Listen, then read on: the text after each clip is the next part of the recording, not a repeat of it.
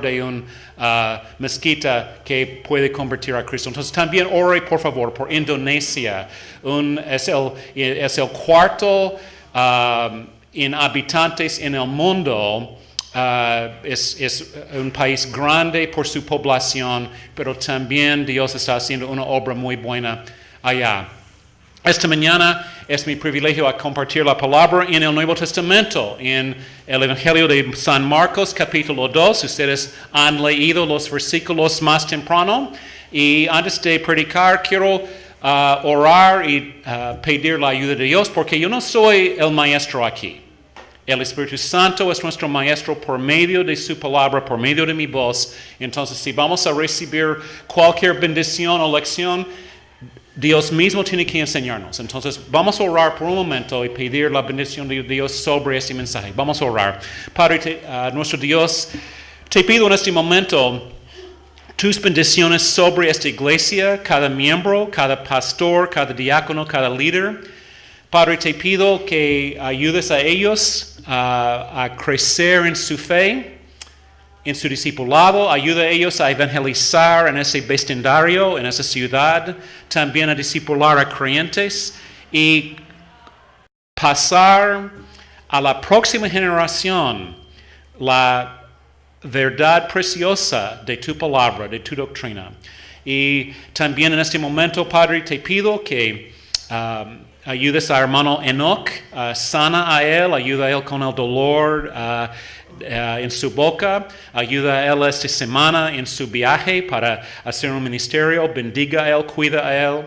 Y también en este momento pido que tú bendigas este mensaje. Ayúdame especialmente con el castellano para comunicar en una manera clara tu verdad que necesitamos. Y pido estas cosas en el nombre de Jesucristo. Amén.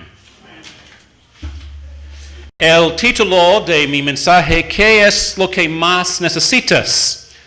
A veces lo que creemos que necesitamos no es realmente lo que necesitamos. Hace muchos años tuve un amigo soltero. Él se llamó Daniel. No es este Daniel, también él es mi amigo, también conocí a él cuando era soltero. Y Daniel, quiero que sepas que oré mucho por ti en los años cuando eres soltero, y oré, y ahora es la respuesta sentado en tu lado de mis oraciones. Entonces me alegro a ver a tu esposa, quiero conocer a ella. Pero otro Daniel, y el otro Daniel, pobrecito, él siempre estaba diciendo, Frank, necesito una esposa. Necesito una esposa. Ore, por favor, Frank, porque necesito una esposa. Y yo dije a mi amigo Daniel, lo que necesitas no es una esposa. Lo que necesitas es crecer en tu amistad con Dios y recibir su gracia para tener autocontrol, para tener paz, gozo, paciencia, santificación. Entonces es como yo oré por Daniel. Y muchos años después, al fin, pobre Daniel se casó. Y algún día Daniel me llamó y me dijo, Frank, tuviste razón. Ahora tengo una esposa. Pero ¿qué es lo que necesito? Autocontrol, paz, gozo, santificación. Entonces, todas las cosas que yo dije es lo que necesitaba. Entonces, muchas veces lo que pensamos que necesitamos realmente no es lo que necesitamos. En este párrafo, en esta historia famosa y maravillosa de la vida de Jesucristo, encontramos qué es lo que más necesitamos. Me encanta esa historia porque nos enseña dos cosas. Enseña a nosotros quién es Jesús y quiénes somos nosotros. Y en versículo 1 continuamos en el estudio. Entró Jesús otra vez en Capernaum después de algunos días y se oyó que estaba en casa. Es posible que la casa mencionada aquí era la casa de Pedro. Y los arqueológicos han descubierto la fundación en Capernaum de una casa del primer siglo. y por varios detalles, su lugar, los arqueológicos piensan que esa casa, la fundación, era la casa de Pedro. Y no era muy grande. Entonces, si dividimos este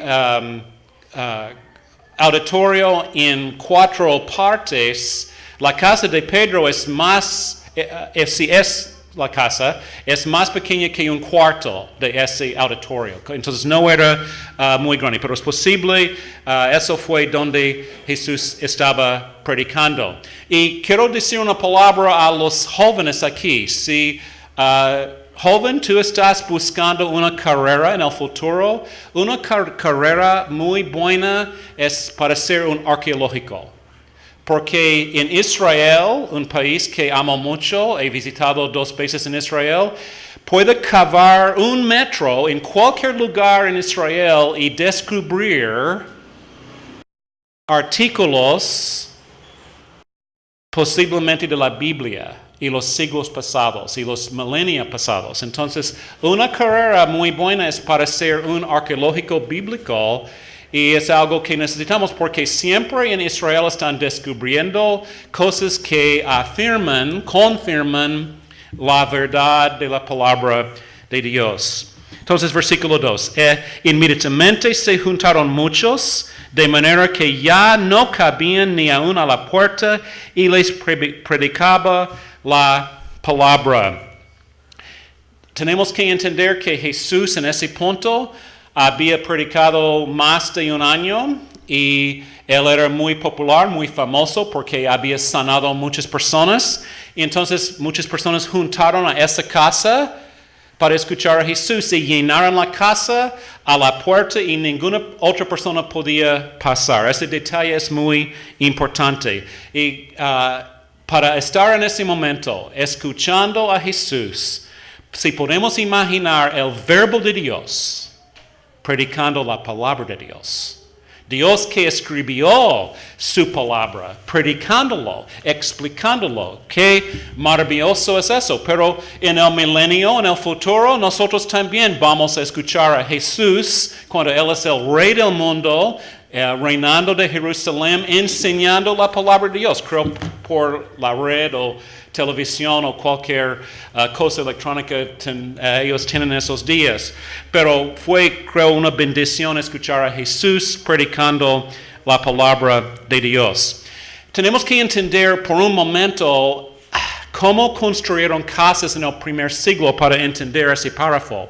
Normalmente, casas de personas en el medio clase fueron un cuarto, un edificio, tuvo una puerta, una ventana, el techo era plano y afuera era una escalera subiendo al techo. Y en invierno, cuando hacía frío en Israel, la familia con los animales quedaron dentro de la casa y en verano, cuando hacía calor, ellos subieron en la noche al techo, el techo plano, y durmieron encima del techo porque podían gozar en las brisas y era más fresco arriba. Entonces, eso es el tipo de casa probablemente donde Jesús estaba predicando. Versículo 3.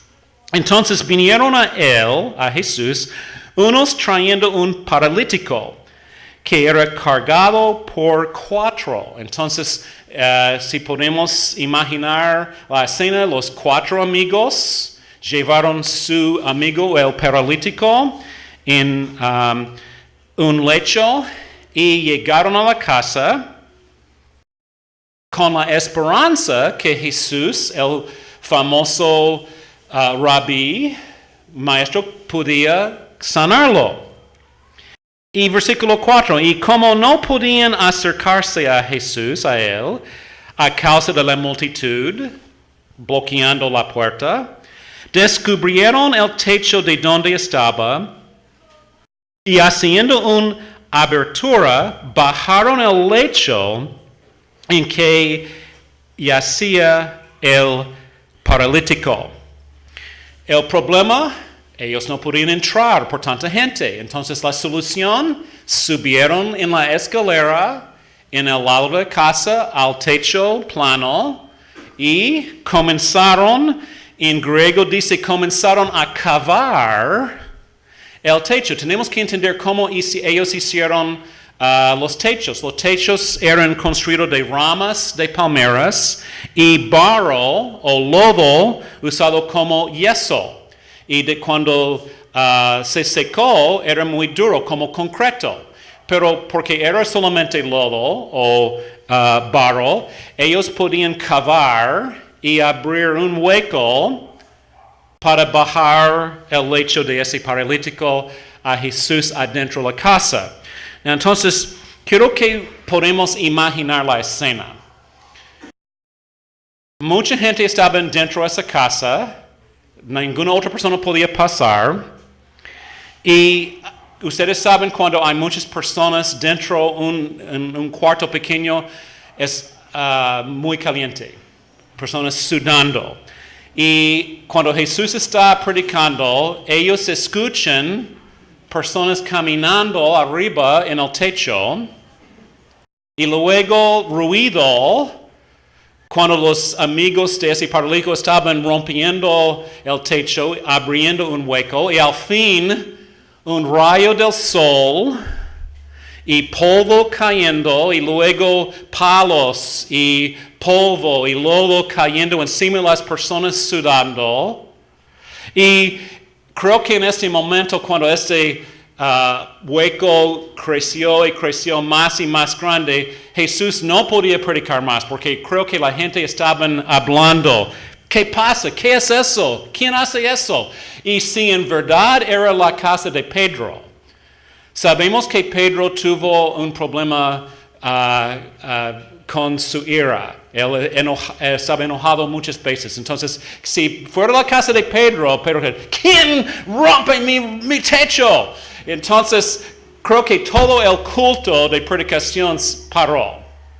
Y ese paralítico bajando por sus amigos delante de Jesús. Eso es más o menos la escena que encontramos.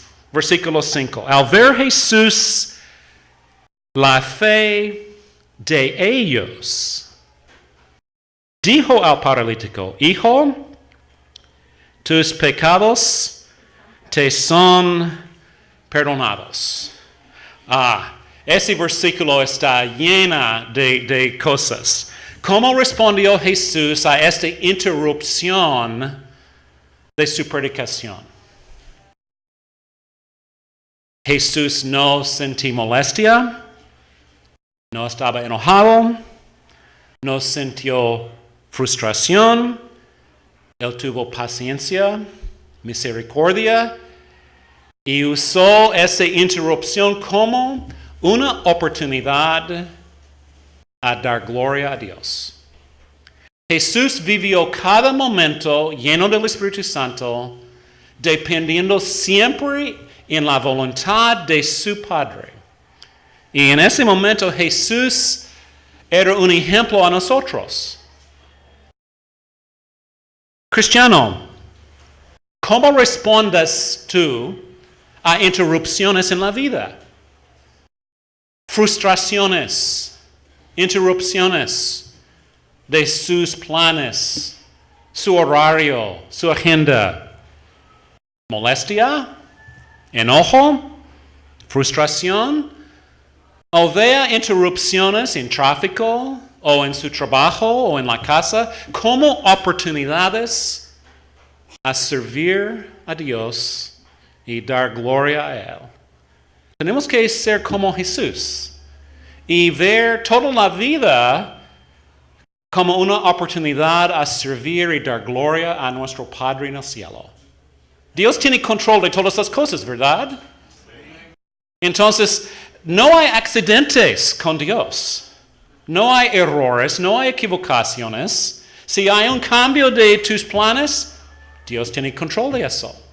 Entonces, durante mis viajes a otros países, si el avión llega tarde o si hay tráfico, estoy tratando de aprender a no sentir frustración, pero dejar eso en las manos de Dios para servirle en una manera a otro.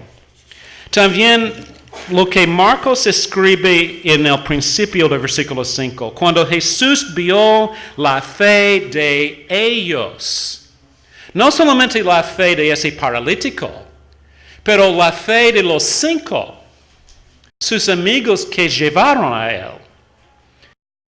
Cristiano, ¿tiene ese tipo de fe? ¿Traes tus amigos a Cristo para ser salvos? ¿Invita a sus amigos aquí a la iglesia para escuchar la palabra? ¿Tiene interés en las vidas de sus vecinos, las personas en su colegio o su trabajo? Tenemos que ser como, no solamente como el paralítico, pero como sus amigos, que tuvieron fe, que Cristo podía sanar, salvar a su amigo. Y cuando Jesús dijo hijo, en griego literalmente es la palabra niño.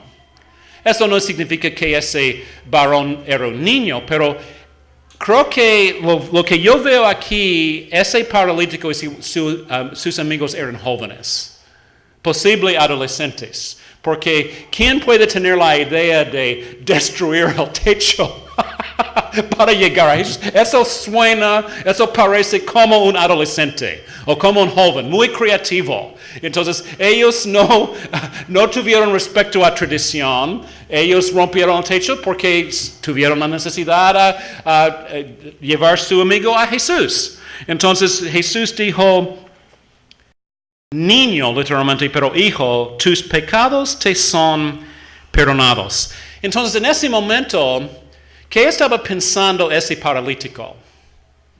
Él había llegado a Jesús con la esperanza por un milagro, que Jesús podía sanar a él como Jesús había en capítulo 1 de Marcos, sanar muchos otros en Capernaum y en Galilea. Pero cuando escuchó las palabras, tus pecados te son perdonados, wow, eso no era lo que él quisiera escuchar. Pero Jesús sabía lo que ese paralítico necesitaba. Es la verdad que él necesitaba un milagro, pero lo que necesitó era un milagro espiritual, más que un milagro físico. Es igual a nosotros, y hablo más de eso luego. Versículos 6 y 7. Estaban ahí sentados algunos de los escribas, los cuales cavilaban en sus corazones, versículo 7, y ellos dijeron, ¿por qué habla este así? Blasfemias dice. ¿Quién puede perdonar pecados sino solo Dios? Entonces, ¿qué pensamos de la conclusión y la pregunta de esos escribas? ¿Eran ellos equivocados o no? ¿Quién puede perdonar pecados? Ellos tuvieron razón. Solamente Dios puede perdonar pecados. Hermanos y hermanas, es importante que entendamos lo que está pasando aquí. El autor C.S. Lewis, el autor de las Crónicas de Narnia, él en su comentario de ese versículo en Marcos capítulo 2, él dijo esto: todos necesitamos perdón, pero ¿quién puede perdonar todos los pecados? Hace muchos años en mi amistad con el hermano Enoch, yo pequé contra él, ofendí a él, hice mal a él y daño. Y él me perdonó. Y gracias, hermano, por tu perdón, tu gracia. Y es lo que necesitamos hacer entre nosotros como cristianos. Tenemos que perdonar y recibir perdón unos a otros. También en mi amistad con Elías, pequé contra él y él también me ha perdonado durante los años. Es una cosa si Elías me dice, Frank, te perdono por lo que has hecho contra mí. Pero ¿qué pensamos de Elías Huamán si él dice algún día, Frank, te perdono por lo que has hecho contra mí y te perdono por todos los pecados en tu vida? Lo que has hecho contra hermano Enoch, te perdono por eso. ¿Qué podemos pensar de Elías si él me perdona por lo que hice contra hermano Enoch? ¿Qué derecho tiene él a perdonarme por mis pecados contra otra persona? No es posible. Solamente Dios tiene el derecho y el poder a perdonarnos de todos nuestros pecados. Eso es lo que Jesús dice en ese momento. Hijo, tus pecados te son perdonados. Entonces los escribas tuvieron razón, eran correctos, que solamente Dios tiene ese tipo de poder y autoridad a perdonar. Entonces la pregunta es, ¿quién es Jesús? Si Él puede perdonar todos los pecados. Y versículo 8 es interesante. Y conociendo luego Jesús en su espíritu que cavilaban de esa manera dentro de sí mismos, les dijo, ¿por qué caviláis así en vuestros corazones? ¿Quién tiene el poder a leer mentes? ¿Quién puede ver lo que está pasando en los corazones de personas? En ese momento Jesús supo lo que ellos estaban pensando. Más temprano Jesús vio la fe en los corazones de los 4 amigos y el paralítico, y en ese momento él vio la falta de fe en los escribas. Entonces, ¿quién puede hacer eso? Solamente Dios. Solamente Dios sabe lo que está en nuestras mentes y corazones. Entonces la pregunta es, ¿quién es Jesús? Versículo 9 y 10.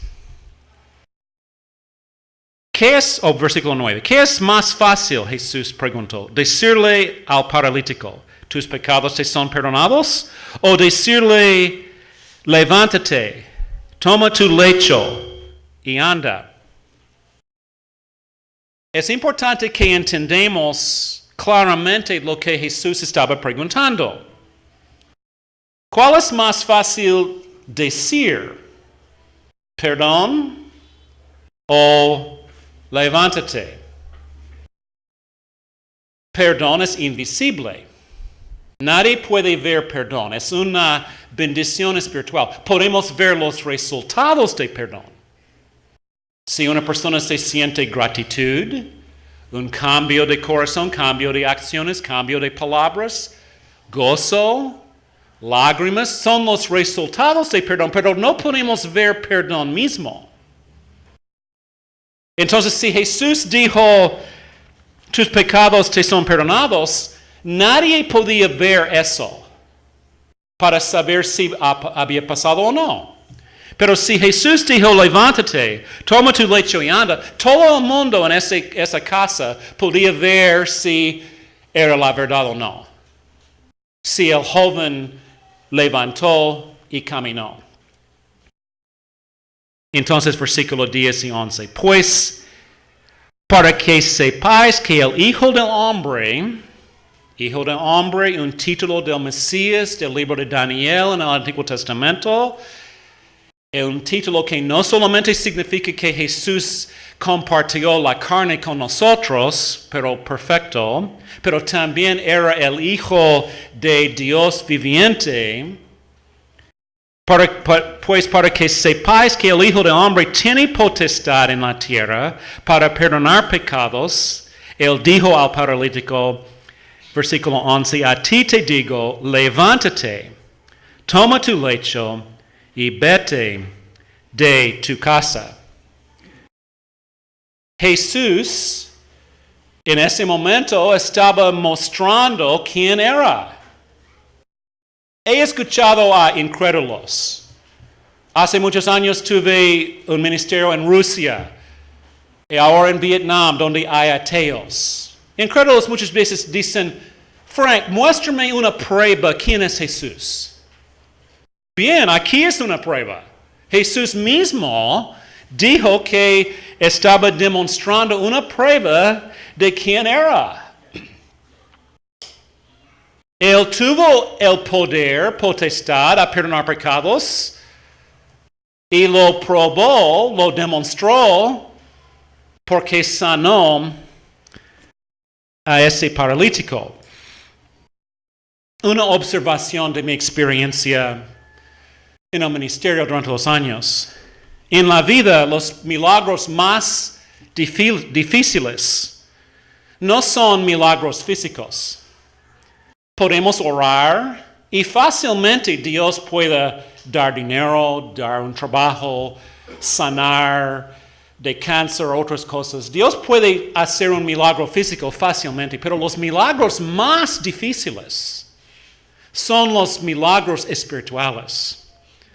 Salvando a un incrédulo, cambiando un corazón, cambiando una actitud, llevando un creyente rebelde a arrepentimiento. Esos son los milagros más difíciles.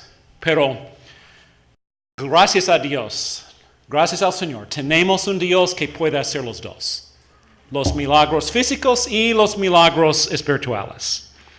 Versículo 12.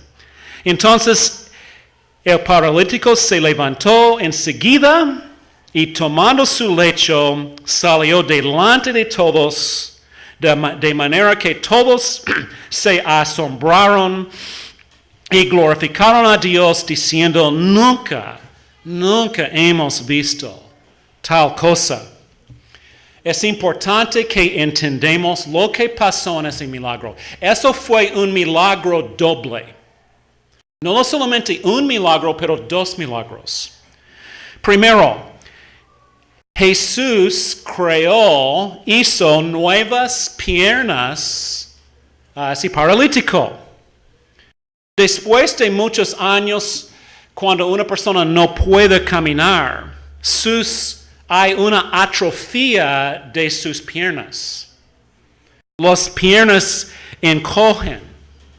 Entonces, para caminar normalmente, instantáneamente, Jesús tuvo que hacer nuevas piernas a ese joven. Esto fue un acto de creación, exactamente como Génesis capítulo 1. Y en Génesis 1, ¿cómo creó Dios el mundo y el universo? Por su palabra. ¿Y cómo hizo Jesús este milagro? Por su palabra. Entonces, ¿quién es Jesús? El creador. Dios mismo. Manifestado en carne. Pero eso solamente es un milagro. Haciendo nuevas piernas. Pero también Jesús creó en el cerebro, en el sistema físico, las memorias, las vías neuronales, desde el cerebro hasta los pies. Todos nosotros aprendemos a caminar cuando tenemos más o menos un año. Algunos bebés más, ¿está caminando tu bebé? Sí, más o menos. ¿Cuántos años tiene?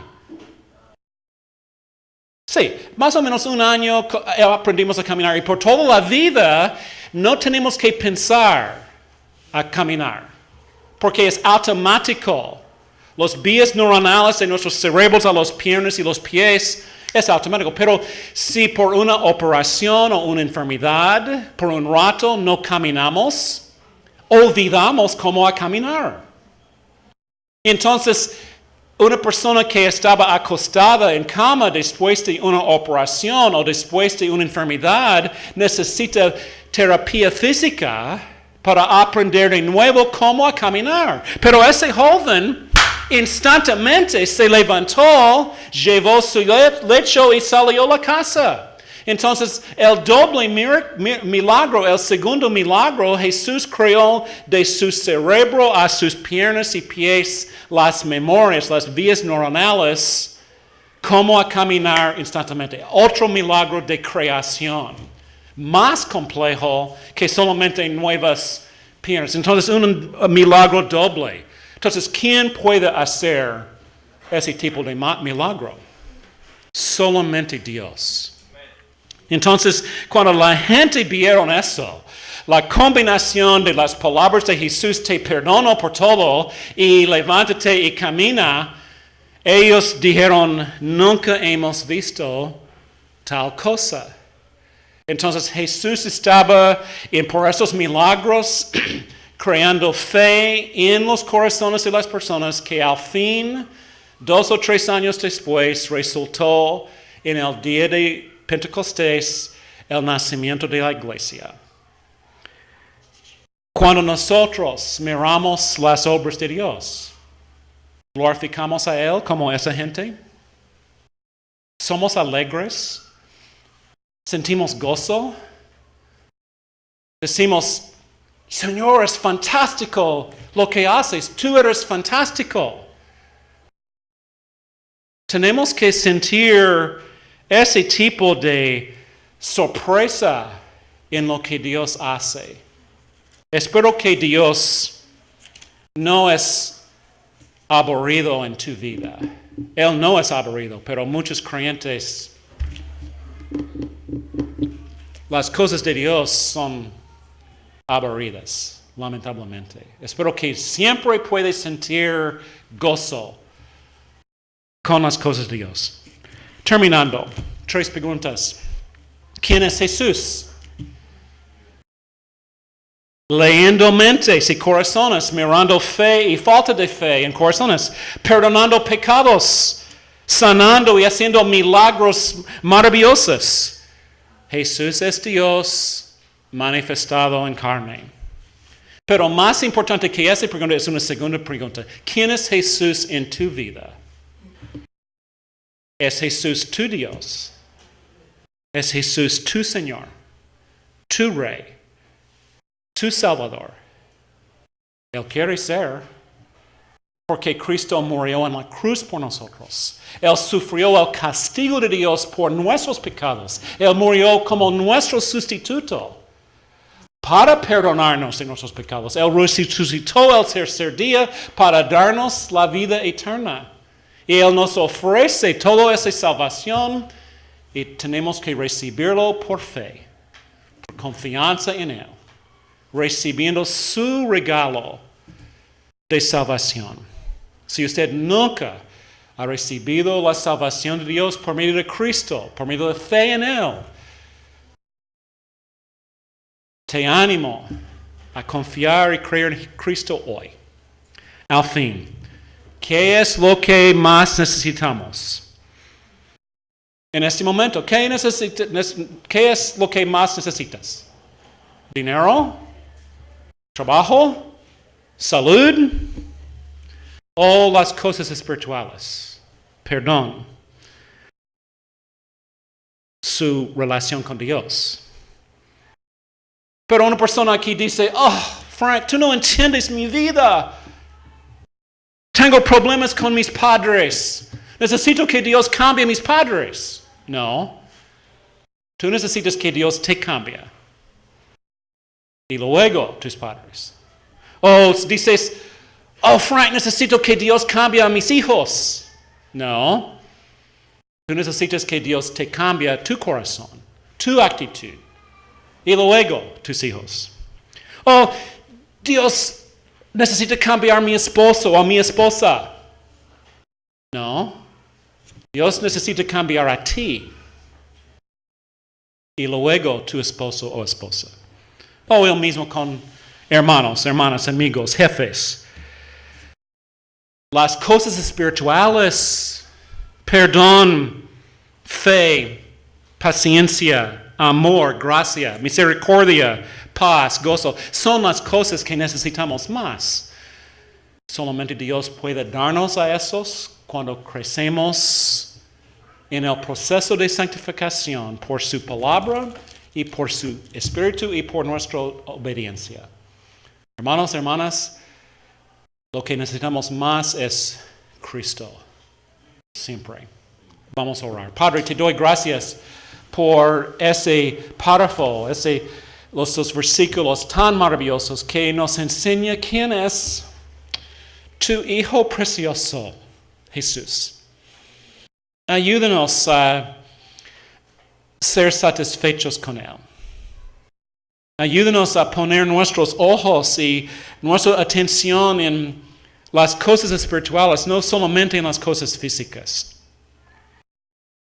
Ayúdame a mí y mis hermanos y hermanas aquí a ver lo que necesitamos más, y es tu Hijo en nuestras vidas, tu Espíritu en nuestras vidas, tu palabra en nuestras vidas, cambiándonos más y más a la imagen de Cristo. Y pido esas cosas en el nombre de Jesucristo. Amén. Muchas gracias. Bendiciones.